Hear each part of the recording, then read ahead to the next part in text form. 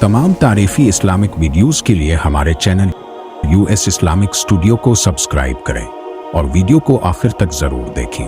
बहुत शुक्रिया। ग़ज़वा बनी मस्तलक से जब आप सल्लल्लाहु अलैहि वसल्लम मदीना आने लगे तो एक मकाम पर पड़ाव किया। इस ग़ज़वा में आप सल्लल्लाहु अलैहि वसल्लम के साथ उम्मुल मुमिनीन सय्यदा आयशा सिद्दीक़ा रज़ी अल्लाह ताला अन्हा भी थी, जो एक होदज में सफ़र किया करती थी।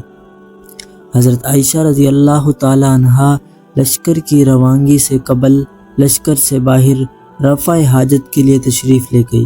जब वापस आई तो देखा उनके गले का हार कहीं टूट कर गिर गया है। वो दोबारा इस हार की तलाश में लश्कर से बाहर चली गई।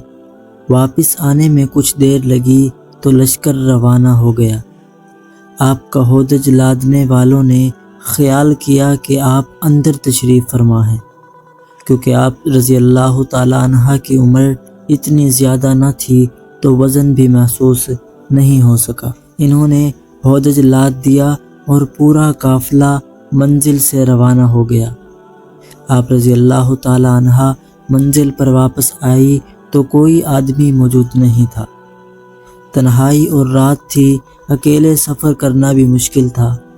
इसलिए आप ये सोच कर लेट गई कि जब अगली मंजिल पर मुझे ना पाएंगे तो मेरी तलाश में ज़रूर यहाँ आएंगे। आप लेटी लेटी सो गई। एक सहाबी सफ़वान बिन मुअत्तल रज़ी अल्लाह ताला अन्हु हमेशा लश्कर के पीछे इस ख्याल से चला करते थे कि लश्कर का गिरा हुआ सामान उठाते चलें। जब वो मेरी जगह पर पहुँचे तो सुबह हो चुकी थी। चूँकि आप आयत पर्दा से पहले उम्मुल मुमिनीन हज़रत आयशा रज़ी अल्लाह ताला अन्हा को देख चुके थे, इसलिए फ़ौरन पहचान गए तो इन्ना लिल्लाहि व इन्ना इलैहि राजिऊन पढ़ने लगे। मैं उनकी आवाज़ पर जाग उठी और अपना चेहरा चादर से छुपा लिया। खुदा गवाह है कि इसके बाद इन्होंने मुझसे एक लफ्ज़ भी ना कहा और ना मैंने इन्ना लिल्लाह के सिवा इनकी ज़ुबान से कोई कलमा सुना। इसके बाद इन्होंने अपना ऊँट बिठाया और मैं इस पर सवार हुई और वो खुद पैदल ऊँट को आगे से खींचते हुए ले चले। हम लश्कर से उस वक़्त मिले जब वो भरी दोपहर में पड़ाव किए हुए थे। इसके बाद जिसे हलाक होना था वो हलाक हुआ। मुनाफिकों के सरदार अब्दुल्ला बिन उबई ने इस वाक़ये को हज़रत आयशा रज़ी अल्लाह ताला अन्हा पर तोहमत लगाने का ज़रिया बना लिया और इस तोहमत का खूब चर्चा किया। इस मुनाफिक ने इस शर्मनाक तोहमत को इस कदर उछाला कि मदीना में हर तरफ इस तोहमत का चर्चा होने लगा।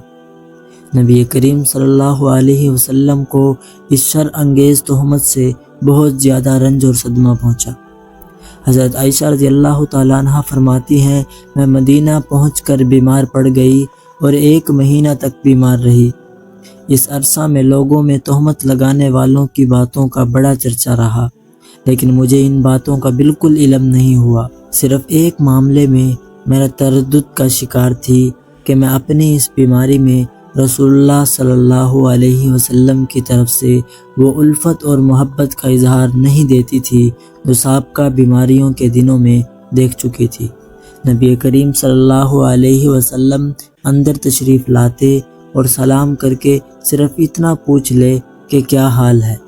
जब आपको मर्ज़ से कुछ सेहत हुई तो एक रात उम्मे मस्ता सहाबिया रज़ी अल्लाह ताला अन्हा के साथ रफ़ा हाजत के लिए सहरा में तशरीफ़ ले गई। जब वापस आने लगे तो उम्मे मस्ता का पाँव उन्हीं की चादर में उलझ कर फिसल गया तो इस पर उनकी ज़ुबान से निकला कि मस्ता बर्बाद हो। हज़रत आयशा फरमाती हैं कि मैंने कहा, आपने बुरी बात कही।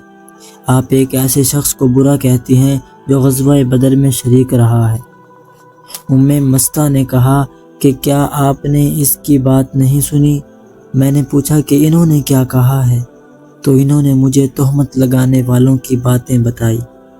मैं पहले से बीमार थी, इन बातों को सुनकर मेरा मर्ज़ और बढ़ गया। फरमाती हैं कि फिर जब मैं घर पहुंची तो रसूलुल्लाह सल्लल्लाहु अलैहि वसल्लम अंदर तशरीफ़ लाए تو آپ صلی اللہ علیہ وسلم نے سلام کیا اور دریافت کیا کہ طبیعت کیسی ہے۔ میں نے عرض کیا کہ میں والدین کے گھر جانا چاہتی ہوں۔ آپ فرماتی ہیں کہ میرا مقصد والدین کے پاس جانے کا یہ تھا کہ اس خبر کی حقیقت ان سے پوری طرح معلوم ہو جائے گی۔ نبی کریم صلی اللہ علیہ وسلم نے مجھے جانے کی اجازت دے دی۔ آپ رضی اللہ تعالی عنہ والدین کے گھر تشریف لے آئی اور والدہ سے پوچھنے لگی کہ لوگ کس طرح کی باتیں کر رہے ہیں۔ والدہ نے کہا کہ بیٹی صبر کرو۔ اس پر آپ نے فرمایا کہ سبحان اللہ، اس طرح کی باتیں تو دوسرے لوگ بھی کر رہے ہیں۔ آپ رضی اللہ تعالیٰ عنہ فرماتی ہیں کہ اس کے بعد میں رونے لگی اور رات بھر روتی رہی۔ صبح ہوئی لیکن میرے آنسو تھمتے نہ تھے اور نہ ہی نیند کا آنکھ میں نام و نشان تھا۔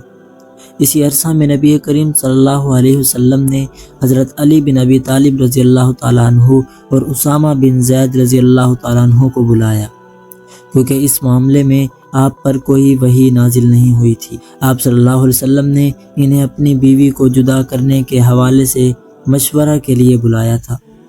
آپ فرماتی ہیں اسامہ بن زید رضی اللہ تعالیٰ عنہ نے نبی کریم صلی اللہ علیہ وسلم سے عرض کی کہ آپ کی اہلیہ کے بارے میں سوائے خیر اور بھلائی کے ہمیں کس چیز کا علم نہیں ہے، جبکہ علی رضی اللہ تعالیٰ عنہ نے فرمایا کہ نبی کریم صلی اللہ علیہ وسلم پر کوئی تنگی نہیں ہے، عورتیں اور بھی بہت ہیں۔ اس بارے میں آپ صلی اللہ علیہ وسلم نے اپنی بیوی زینب بنت جہش رضی اللہ تعالیٰ عنہ سے بھی دریافت فرمایا، تو انہوں نے قسم کھا کر عرض کیا کہ یا رسول اللہ صلی اللہ علیہ وسلم، میں اپنے کان اور آنکھ کی حفاظت کرتی ہوں، خدا کی قسم میں تو عائشہ کو اچھی ہی جانتی ہوں۔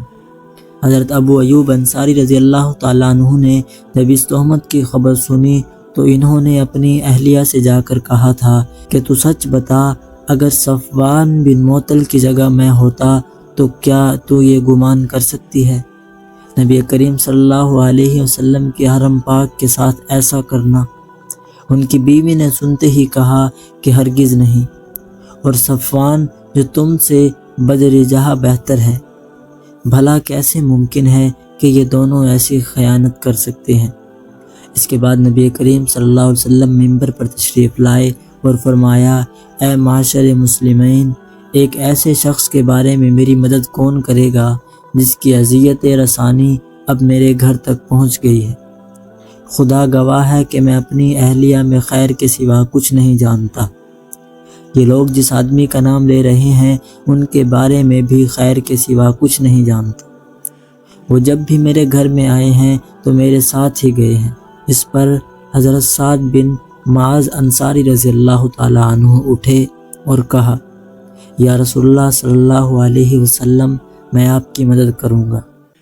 اگر وہ شخص قبیلہ اوس سے تعلق رکھتا ہے تو میں اس کی گردن اڑا دوں گا، اور اگر وہ ہمارے بھائیوں یعنی قبیلہ خزرج کا کوئی آدمی ہے تو آپ حکم دیں، ہم تعمیل میں کوتاہی نہیں کریں گے۔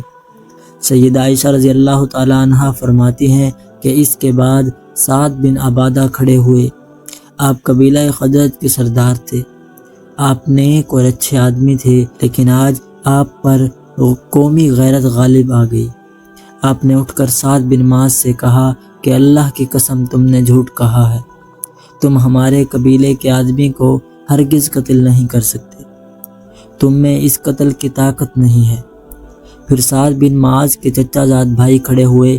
آپ نے سعد بن عبادہ سے کہا کہ خدا کی قسم تم جھوٹ بول رہے ہو، ہم اسے ضرور قتل کریں گے، تم منافق ہو، منافقوں کی طرفداری کر رہے ہو۔ اتنے میں دونوں قبیلہ اوس اور خزرج اٹھ کھڑے ہوئے اور نوبت یہاں قتل و قتال تک پہنچ گئی، جبکہ رسول اللہ صلی اللہ علیہ وسلم منبر پر کھڑے تھے۔ آپ صلی اللہ علیہ وسلم لوگوں کو خاموش کرانے لگے، یہاں تک کہ سب چپ ہو گئے۔ پھر نبی کریم صلی اللہ علیہ وسلم بھی خاموش ہو گئے۔ آپ رضی اللہ تعالی عنہ فرماتی ہیں کہ اس دن میں بھی برابر روتی رہی، 2 راتیں اور 1 دن مجھے مسلسل روتے گزر گیا تھا۔ اس عرصے میں مجھے نہ نیند آئی نہ آنسو تھمتے تھے۔ والدین سوچنے لگے کہ روتے روتے کہیں میرا دل نہ پھٹ جائے۔ فرماتی ہیں کہ ہم اسی حال میں تھے کہ رسول اللہ صلی اللہ علیہ وسلم ہمارے گھر تشریف لائے۔ حضرت عائشہ فرماتی ہیں کہ بیٹھنے کے بعد نبی کریم صلی اللہ علیہ وسلم نے تشہد پڑھا اور فرمایا، اما بعد، اے عائشہ، تمہارے بارے میں مجھے اس طرح کی اطلاعات پہنچی ہیں، پس اگر تم بری ہو تو اللہ تبارک و تعالی تمہاری برات خود کریں گے، لیکن اگر تم سے کوئی غلطی اور گناہ ہو گیا ہے تو اللہ سے مغفرت مانگو اور اس کی بارگاہ میں توبہ کرو، کیونکہ جب بندہ اپنے گناہ کا اقرار کر لیتا ہے تو پھر اللہ بھی اس کی توبہ قبول فرما لیتا ہے۔ آپ رضی اللہ تعالیٰ عنہ فرماتی ہیں کہ جب نبی کریم صلی اللہ علیہ وسلم اپنی گفتگو ختم کر چکے، میرے آنسوں اس طرح خشک ہو گئے جیسے ایک قطرہ بھی باقی نہ رہا ہو۔ میں نے اپنے والد حضرت ابوبکر صدیق رضی اللہ تعالیٰ عنہ سے کہا کہ آپ میری طرف سے نبی کریم صلی اللہ علیہ وسلم کو جواب دیجیے۔ انہوں نے فرمایا کہ خدا گواہ ہے، میں نہیں سمجھتا کہ مجھے رسول اللہ صلی اللہ علیہ وسلم سے اس بارے میں کیا کہنا ہے۔ پھر میں نے اپنی والدہ سے کہا کہ حضرت صلی اللہ علیہ وسلم کی باتوں کا میری طرف سے جواب دیجیے۔ انہوں نے بھی یہی کہا کہ خدا گواہ ہے، مجھے نہیں معلوم کہ میں آپ صلی اللہ علیہ وسلم سے کیا عرض کروں۔ حضرت عائشہ صدیقہ رضی اللہ تعالیٰ عنہ فرماتی ہیں کہ پھر میں خود ہی بولی۔ میں اس وقت نوعمر لڑکی تھی، میں نے بہت زیادہ قرآن مجید پڑھا تھا۔ میں نے کہا، میں تو یہ جانتی ہوں کہ ان افواہوں کے متعلق جو آپ کے دلوں میں جم گیا ہے، آپ لوگ اسے صحیح سمجھنے لگے ہیں۔ اب اگر میں کہتی ہوں کہ میں ان تہمتوں سے بری ہوں اور اللہ بھی خوب جانتا ہے کہ میں واقعی ہی بری ہوں، تو آپ لوگ میری بات کا یقین نہیں کریں گے، لیکن اگر میں تہمت کا اعتراف کر لوں حالانکہ اللہ جانتا ہے کہ میں اس سے قطعاً بری ہوں، تو آپ لوگ میری تصدیق کرنے لگیں گے۔ اللہ گواہ ہے کہ میرے پاس آپ لوگوں کے لیے کوئی مثال نہیں ہے سوائے یوسف علیہ السلام کے والد کے اس ارشاد کے کہ آپ نے فرمایا تھا، فصبر جمیل واللہ المستعان علی ما تصفون۔ ترجمہ: بس صبر ہی اچھا ہے اور تم جو کچھ بیان کرتے ہو اس پر اللہ ہی مدد کرے۔ حضرت عائشہ رضی اللہ تعالیٰ عنہ فرماتی ہیں کہ مجھے یقین تھا کہ میں بری ہوں، اللہ تبارک و تعالیٰ میری برات ضرور کرے گا، لیکن فرماتی ہیں کہ مجھے اس کا وہم و گمان بھی نہ تھا کہ اللہ تبارک و تعالیٰ میرے بارے میں ایسی وحی نازل فرمائے گا جس کی تلاوت کی جائے گی۔ میں اپنی حیثیت سے بہت کمتر سمجھتی تھی کہ اللہ تبارک و تعالیٰ میرے بارے میں وحی نازل فرمائے۔ ہاں، البتہ مجھے اس کی توقع ضرور تھی کہ نبی کریم صلی اللہ علیہ وسلم میرے متعلق کوئی خواب دیکھ لیں گے اور اللہ تبارک و تعالیٰ اس ذریعے سے میری برات کر دیں گے۔ فرماتی ہیں کہ نبی کریم صلی اللہ علیہ وسلم ابھی اپنی اسی مجلس میں تشریف فرما تھے، گھر والوں سے بھی کوئی باہر نہ نکلا تھا کہ آپ صلی اللہ علیہ وسلم پر وحی کا نزول شروع ہوا، اور وہی کیفیت آپ صلی اللہ علیہ وسلم پر طاری ہوئی جو وحی کے نزول کے وقت طاری ہوتی تھی، یعنی آپ پسینے پسینے ہو گئے اور پسینہ موتیوں کی طرح جسم اطہر سے ڈھلنے لگا۔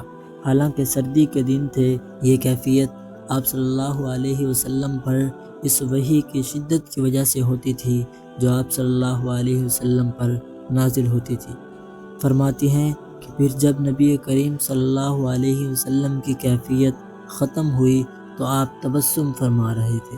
سب سے پہلا کلمہ جو آپ صلی اللہ علیہ وسلم کی زبان سے نکلا وہ یہ تھا کہ اے عائشہ، اللہ نے تمہیں بری قرار دے دیا ہے۔ میری والدہ نے فرمایا کہ نبی کریم صلی اللہ علیہ وسلم کے سامنے کھڑی ہو جاؤ۔ آپ رضی اللہ تعالیٰ عنہ فرماتی ہیں کہ میں نے کہا، خدا گواہ ہے، میں آپ صلی اللہ علیہ وسلم کے سامنے ہرگز کھڑی نہ ہوں گی اور اللہ کے سوا کسی کی حمد نہ کروں گی۔ اس سے مقصود گستاخی نہ تھی۔ حضرت عائشہ رضی اللہ تعالیٰ عنہ فرماتی ہیں، مکمل 10 آیات تک جب اللہ تبارک و تعالیٰ نے میری برات میں نازل کر دی تو ابوبکر صدیق رضی اللہ تعالیٰ عنہ جو مستہ بن اساسہ کے اخراجات ان کی محتاجی کی وجہ سے خود برداشت کرتے تھے، آپ رضی اللہ تعالیٰ عنہ نے ان کے متعلق فرمایا، خدا کی قسم اب میں مستہ پر ایک دھیلا بھی خرچ نہیں کروں گا۔ اس نے عائشہ پر کیسی کیسی تہمتیں لگائی ہیں، اس پر اللہ تعالیٰ نے یہ آیت نازل کی، جو لوگ تم میں بزرگی اور وسعت والے ہیں وہ قرابت والوں اور مسکینوں کو اور اللہ کے راستے میں ہجرت کرنے والوں کو دینے سے قسم نہ کھا بیٹھیں۔ چاہیے کہ معاف کرتے رہیں اور درگزر کرتے رہیں۔ کیا تم یہ نہیں چاہتے کہ اللہ تمہارے قصور معاف کرتا رہے؟ بے شک اللہ بڑی مغفرت والا، بڑا رحمت والا ہے۔ ناظرین، حضرت ابوبکر صدیق رضی اللہ تعالیٰ عنہ نے فرمایا، خدا کی قسم میری تو خواہش یہی ہے کہ اللہ میری مغفرت فرما دے۔ چنانچہ مست رضی اللہ تعالیٰ عنہ کو آپ پھر سے تمام اخراجات دینے لگے۔ آیت برات نازل ہونے کے بعد آپ صلی اللہ علیہ وسلم لوگوں کی طرف نکلے اور ان سے خطاب فرمایا اور برات کے متعلق قرآن مجید کی نازل شدہ آیات تلاوت فرمائی۔ پھر ان لوگوں پر حج جاری کرنے کا حکم دیا جو اس تہمت میں شریک تھے۔ اس میں حضرت مستہ بن اساسہ، حضرت حسان بن ثابت رضی اللہ تعالیٰ عنہما اور حمنہ بنت جہش رضی اللہ تعالیٰ عنہ اور رئیس المنافقین عبداللہ بن ابی بن سلول شامل تھے۔ ان سب کو حد قذف کی سزا سنائی گئی اور 80 کوڑے مارے گئے۔